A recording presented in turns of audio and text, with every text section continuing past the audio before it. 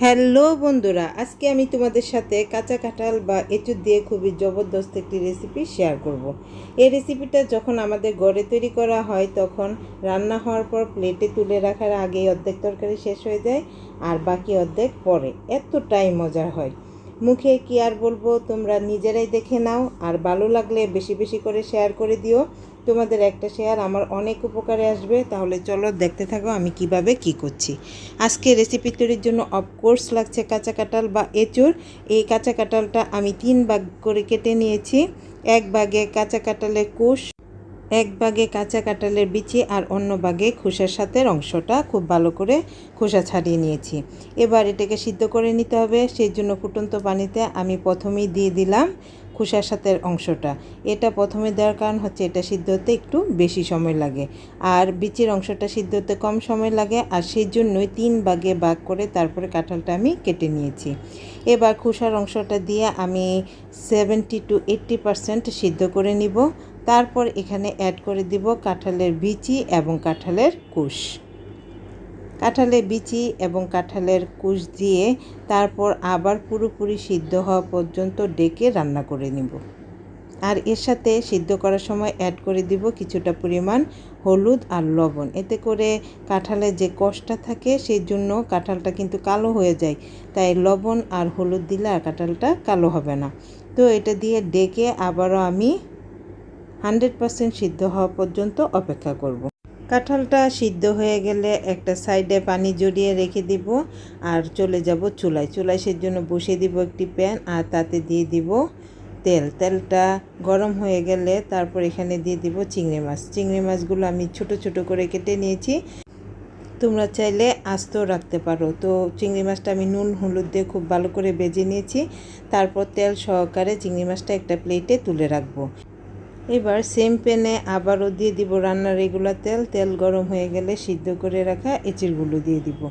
এবার এটা দিয়ে আরেকটু পরিমাণ হলুদ গুঁড়ো দিয়ে খুব ভালো করে ভেজে নিতে হবে। অনবরত নেড়ে চেড়ে এঁচড়টাকে ভেজে নিতে হবে, এতে করে সব দিকে সমানভাবে ভাজা হবে। নতুবা একদিকে কম অথবা অন্যদিকে বেশি হয়ে যাবে, তখন আর এঁচড়টা খেতে ভালো লাগবে না। তো আমি দেখতেই পাচ্ছ অনবরত নেড়ে চেড়ে এঁচড়টাকে খুব ভালো করে ভেজে নিচ্ছি। দেখো আমি খুব ভালো করে ভেজে নিয়েছি। এবার এটা একটা প্লেটে তুলে রেখে দিব আর চলে যাব মূল কাজে।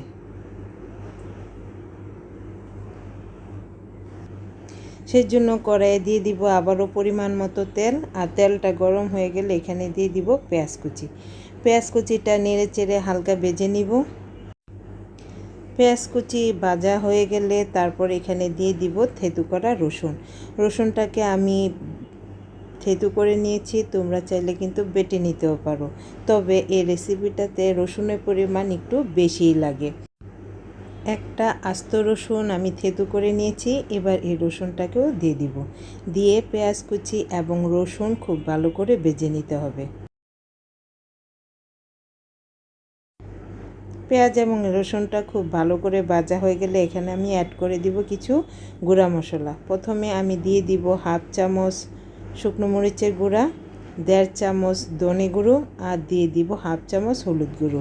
এবার একটু পানি দিয়ে এই মশলাটা খুব ভালো করে কষিয়ে নিব। মশলাটা খুব ভালো করে কষাতে হবে। অনবরত নেড়ে চেড়ে 3-4 মিনিটের মতো মশলাটা কষিয়ে নিয়েছি। এখন দেখতেই পাচ্ছ মশলার চারদিক থেকে তেল ছেড়ে দিয়েছে। সেই পর্যায়ে এখানে আমি অ্যাড করে দিব একটি মেন ইনগ্রিডিয়েন্ট, সেটা হচ্ছে শীতল বাঁশপাতা শুটকি।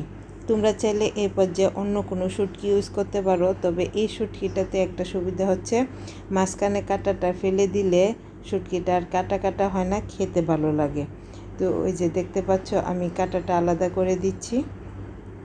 এভাবে সবগুলো শুটকি থেকে আমি কাঁটাটা আলাদা করে দিব, আর তারপর মশলার সাথে খুব ভালো করে ভেজে নিতে হবে যেন শুটকির কোনো কাঁচা গন্ধ না থাকে।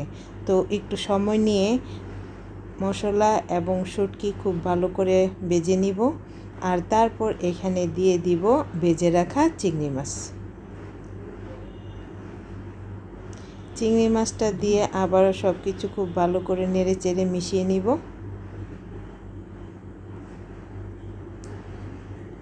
সব কিছু যখন খুব ভালো করে কষানো হয়ে যাবে তখন এখানে অ্যাড করে দিব আগে থেকে ভেজে রাখা কাঁচা কাঁঠাল বা এঁচুড়।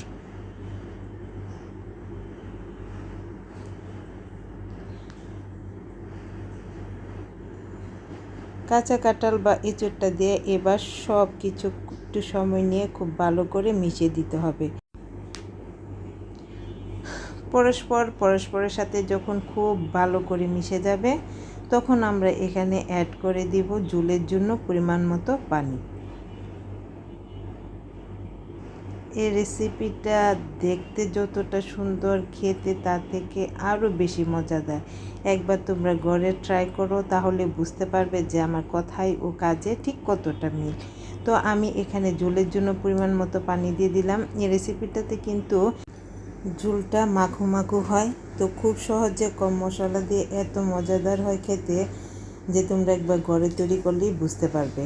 এবার এখানে দিয়ে দিব পরিমাণ মতো লবণটাকে ঝোলের সাথে খুব ভালো করে মিশিয়ে দিব। তারপর এটা ডেকে আরও 10 মিনিটের মতো রান্না করব। তাহলে ফিরে আসছি 10 মিনিট পর। 10 মিনিট পর ঢাকনাটা খুললেই দেখতে পাবে ঝোলের পরিমাণটা কাঙ্ক্ষিত পরিমাণে চলে আসবে আর সব কিছু খুব ভালো করে সিদ্ধ হয়ে যাবে। দেখো ঝোলটা অনেকটা পরিমাণ শুকিয়ে গেছে। এবার সব কিছু নেড়ে চেড়ে দিয়ে আর 2-1 মিনিটের মতো জাল করে নিলে তৈরি হয়ে যাবে খুবই মজাদার আমাদের আজকের রেসিপি। যদি ভালো লাগে তাহলে লাইক কমেন্ট শেয়ার করে দিও, আর আমার চ্যানেলটাকে সাবস্ক্রাইব এবং পেজটাকে ফলো করে দেওয়ার জন্য তোমাদের কাছে অনুরোধ রইল। দেখা হবে পরবর্তী ভিডিওতে। টাটা।